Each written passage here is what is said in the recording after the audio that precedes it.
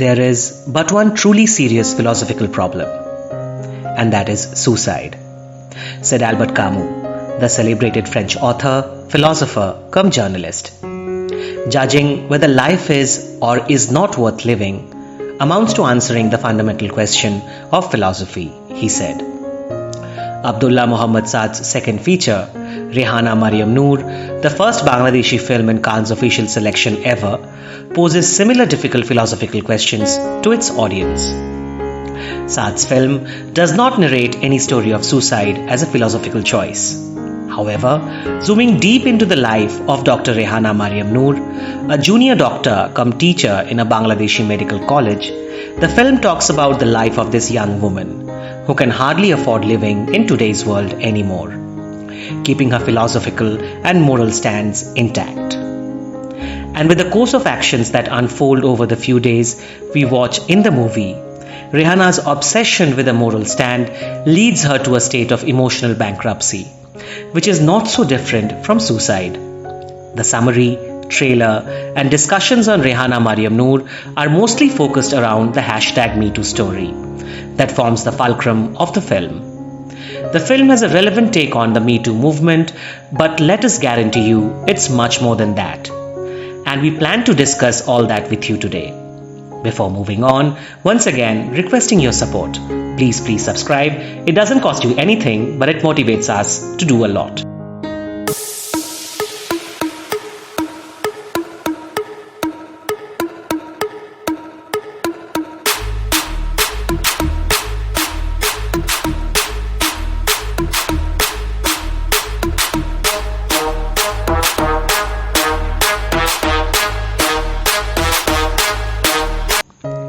Sexual abuse, exploiting one's position of power, is a kind of violence that the world has faced over and over.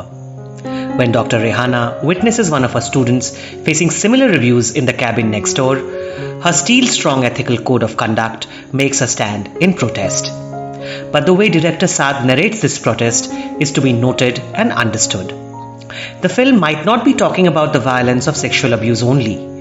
We need to deep dive into Rehana's obsession with justice and resistance to everything wrong all around her. The film never mentions or shows her past apart from hints and remarks in the passing.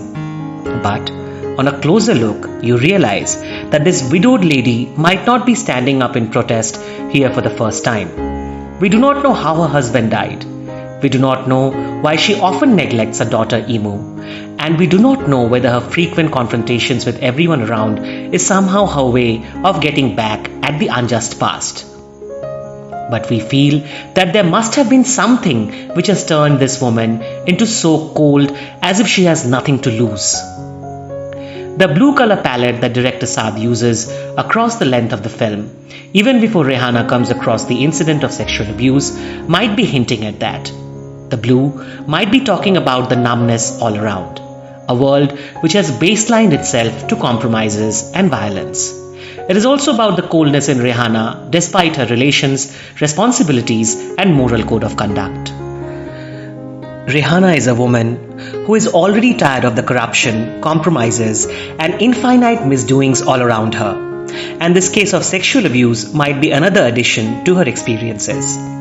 She might not have been so harsh to the student whom she catches cheating in the examination hall had she not had some experience which made her believe that such instances left unpunished only blows out of proportion and hits you back harder. And that brings you to the most debatable part of this deceptively complex film. Who is Rehana fighting for? The world that Rehana is trying to protect at all costs might not be a world worth saving anymore.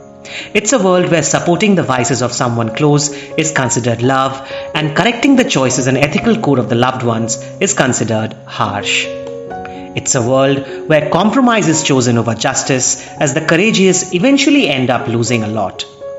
And it's not only courage that is in demand if you want to stand up for righteousness, but it also demands losing yourself completely in this fight for justice as you turn out to be a misfit in the otherwise compromised world now.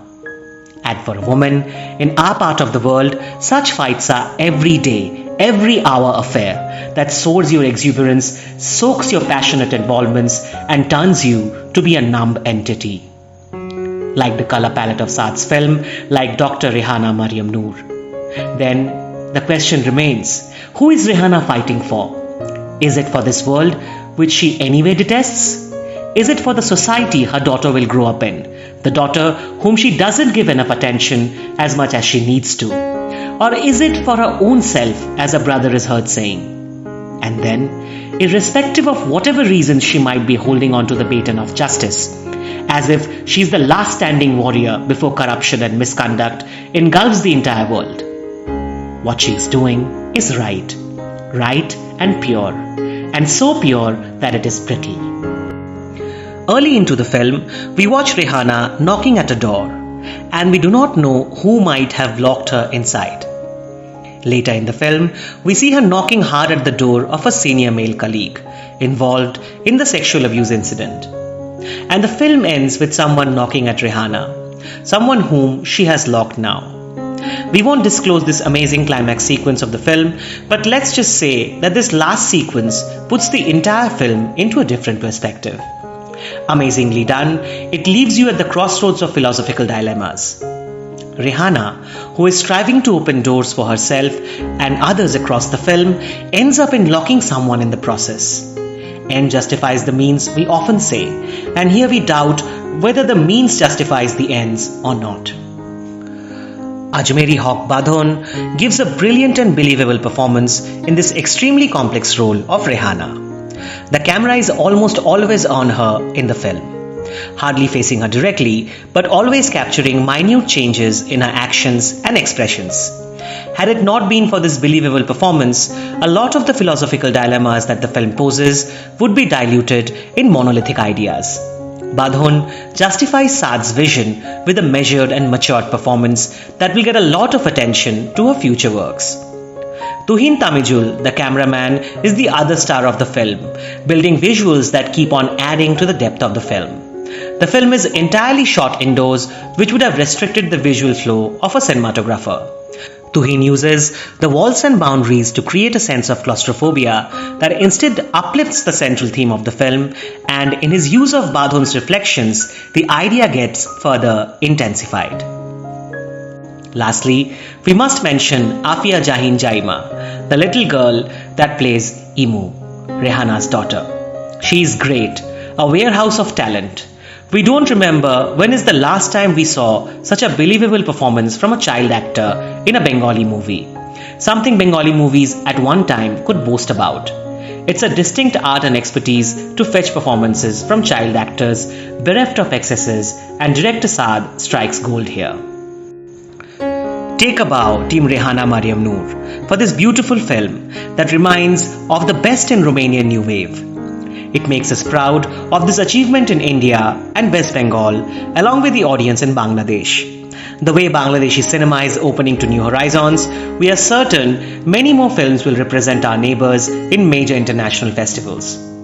The film is streaming on the online program of Melbourne International Film Festival now. Enthusiasts can connect to us to know details of how to watch it. That is all from us today. Thank you for watching.